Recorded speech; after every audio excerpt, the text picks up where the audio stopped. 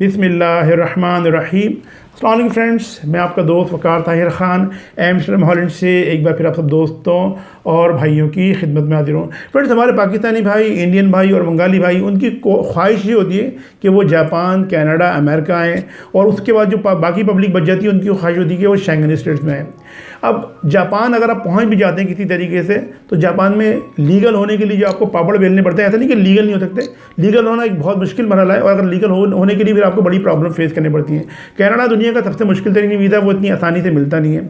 और अगर अमेरिका का वीज़ा अगर आपको मिल भी जाता है तो उस पर आप 6 महीने रह सकते हैं। उस वीज़ा को कहते हैं B1 B2 वीज़ा, 5 साल का मल्टीपल वीज़ा होता है, उस पर 6 महीने रह सकते हैं और 6 महीने रहने के बाद फिर आपको वापस आना पड़ता है, फिर आप दोबारा 6 महीने के लिए जा सकते हैं। तो ये लेकिन अमेरिका में लीगल होने के लिए या तो किसी ग्रीन कार्ड होल्डर या किसी अमेरिकन सिटीजनशिप होल्डर से शादी करें, और भी तरीके कार हैं, लेकिन जो तरीके कार हैं वो एक आम पब्लिक के लिए बहुत ही मुश्किल है। लेकिन अमेरिका इतनी आसानी से वीज़ा नहीं देता। अगर आप किसी भी तरीके से शेंगन स्टेट में आ जाते हैं और पुर्तगाल पहुंच जाते हैं तो वहाँ पे आप लीगल हो जाते हैं। तो पुर्तगाल में आपको मशवरा ये दूंगा कि आप छोड़ें जापान, अमेरिका, कनाडा, पुर्तगाल आएँ। 5 साल में आप पुर्तगाल में लीगल भी हो जाएंगे, आपको पुर्तगाल की सिटीजनशिप मिल जाएगी, यानी कि पासपोर्ट, आप यूरोपियन सिटीजन हो जाएंगे, अपनी फैमिली को भी बुलवा सकते हैं। तो मैं आपको बोलूँगा कि पुर्तगाल, अगर मुझसे पूछें, पुर्तगाल इल्लीगल लोगों की जन्नत है। अब इल्लीगल लोगों की जन्नत में इसलिए कह रहा हूँ कि आप पुर्तगाल में अगर शेंगन स्टेट के आप किसी भी कंट्री में आ जाते हैं और अगर पुर्तगाल चले जाते हैं तो वहाँ पर लीगल हो जाते हैं। इस सिलसिले में हमारा ऑफिस पुर्तगाल में मौजूद है और हम बड़ी कामयाबी से काफ़ी अर्से से लोगों को सर्विसेज प्रोवाइड कर रहे हैं और लोगों के काम भी करके दिए।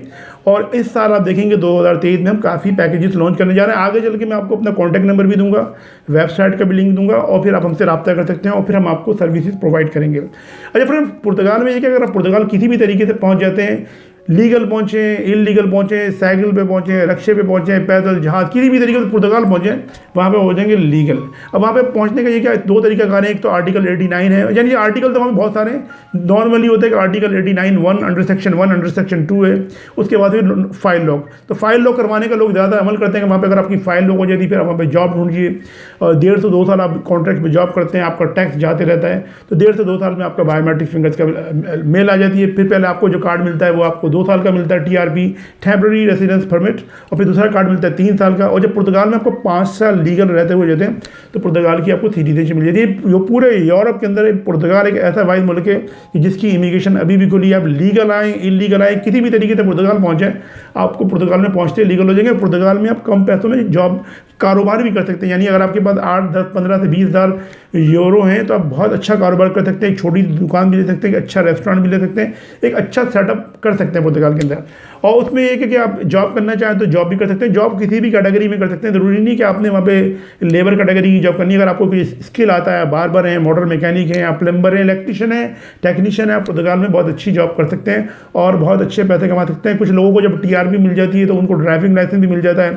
उसके बाद जो है वो टैक्सी भी चलाते हैं। तो मैंने काफ़ी लोगों को, हमारे अपने क्लाइंट थे जो पुर्तगाल में गए, जो ऊबर की टैक्सी चलाते हैं, बोल्ट टैक्सी चलाते हैं, बहुत अच्छे पैसे कमा रहे हैं वहाँ पे। तो अब काफ़ी लोग कहते हैं कि पुर्तगाल जाके करेंगे क्या, बैकवर्ड कंट्री। तो भाई जो बैकवर्ड समझ रहे वो नहीं जाए, फिर वो उसको चाहिए कि वो मिडिल ईस्ट जिन कंट्रीज़ में रह रहा है वो वहीं पर रहिए, या फिर पाकिस्तान में तो उसको चाहिए वो पाकिस्तान में रहे, फिर उसको कहीं आने की ज़रूरत नहीं। जो एक अच्छा मुल्क मिल गया है और जो आपको मौका मिल रहा है, ज़रूरी नहीं कि पुर्तगाल की इमिग्रेशन आने वाले 10 साल तक खुल रहेगी। किसी वक्त भी साल, 2 साल, 6 महीने बाद वो बंद कर सकते हैं। अभी बंद करने के कोई चांसेस नज़र नहीं आ रहे, लेकिन कावानीन किसी वक्त भी तब्दील हो सकते हैं। तो जो मौका आज आपको मिल रहा है उससे फ़ायदा उठाइए। कल ऐसा नहीं कि आप पछता रहे हो, तो जो मौका मिलता है आ जाए। अच्छा, पुर्तगाल में क्या आने के बाद लीगल हो जाएंगे, फिर आपको जो पहले TRP मिल जाएगा, जब वो मिल जाएगा तो फिर पूरे शेंगन स्टेट में आप अनलिमिटेड टाइम ट्रेवल कर सकते हैं, पाकिस्तान भी जा सकते हैं। और पुर्तगाल में अगर आप बिज़नेस करके या जॉब करके आपकी अच्छी इनकम है तो आप अपनी फैमिली को भी, यानी बीवी बच्चों को भी स्पॉस वीज़े पर बुलवा सकते हैं।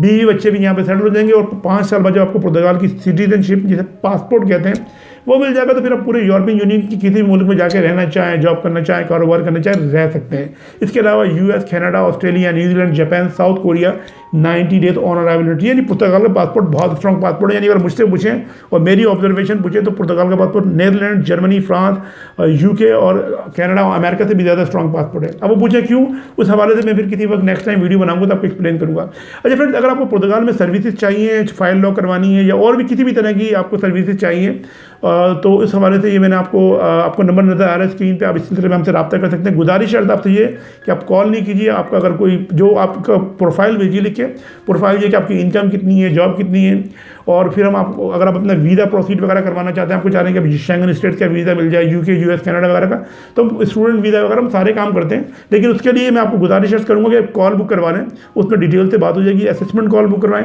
उसमें हम आपको एक असेसमेंट कॉल बुक करेंगे, तमाम तरह 1 घंटे की वो कॉल होती है, उसमें तमाम तरह चीज़ें डिटेल से डिस्कस करेंगे, जो जो ऑप्शन होंगे वो हम आपको एक्सप्लेन करेंगे। फिर आपका वीज़ा जब प्रोसीड करेंगे, या जो भी केस आपका इमिग्रेशन का या स्टूडेंट का जब केस प्रोसीड करेंगे, तो जो हमारी असेसमेंट फीस है वो नेक्स्ट अमाउंट में से हम माइनस कर देंगे। देखिए फ्रेंड्स, हमारा टाइम बहुत कीमती है, आपका टाइम हमसे भी ज़्यादा कीमती है।